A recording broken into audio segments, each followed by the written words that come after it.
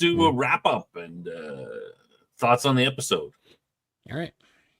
Jeff, do you want to go first? Oh, sure. I think just like last time with the last episode, there's a marked improvement in the editing, as well as I mentioned just about a few minutes ago about the set dressing, the actors. I think the directing is better. As with the previous, I'm seeing some consistency now.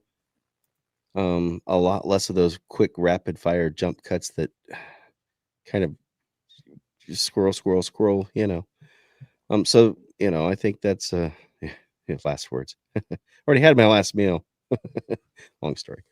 But I'm liking the direction that things are going, from a visual and presentation type of thing. I think I'm seeing a gelling maybe, and even Dr. Franklin, his performance has improved. Again, I think that's at the because of the directing. So this episode, I think it was great. I would give it I'd probably give it a 9. Yeah. All right, Jason. Next. I think I'm gonna go 8 out of 10.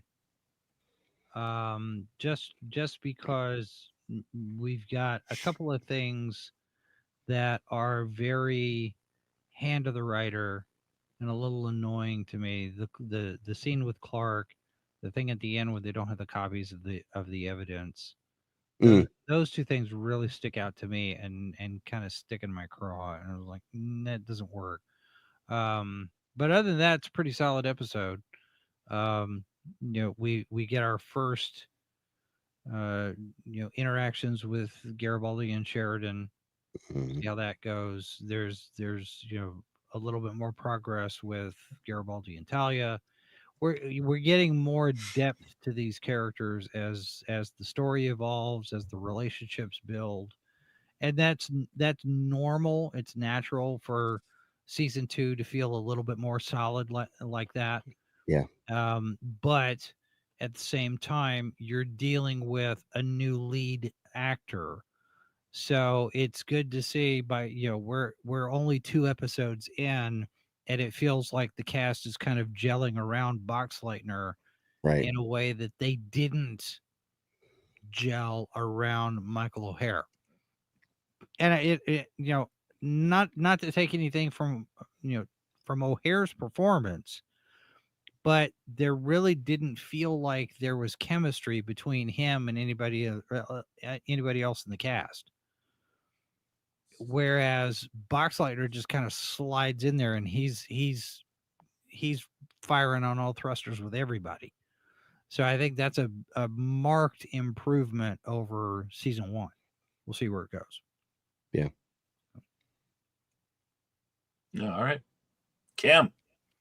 I think this was a what I call a utility episode. I won't say it's a filler episode because it did forward important storylines throughout, but it wasn't like a strong here this episode is about one particular thing. It kind of addressed a lot of different things, which is fine. In terms of rating, I'd say it's like a 7.5 to 8 out of 10, but that's using my new scale. If this was season 1 scale, it would be a 9.5 or something like that. See, I haven't changed my scale. I need to get a new scale, huh? Yeah.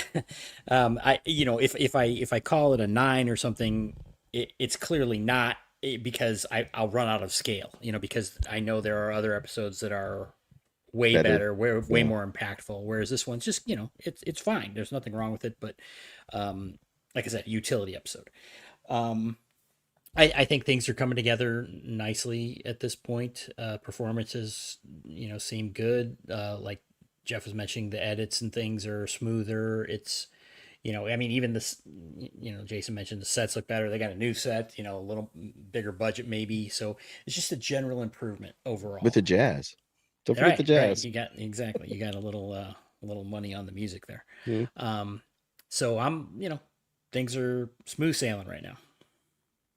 Yeah, I mean, I agree. I mean, even the hallways have now, like, they go in the hallway and there's like indicators, like what level you're on. It's got a green, a green symbol with a number on it or something like that. So yeah, I think everything's firing better. It was a good episode. The quality is greatly improved from the last season, and we've got we're in the second episode, and both those episodes I say are good.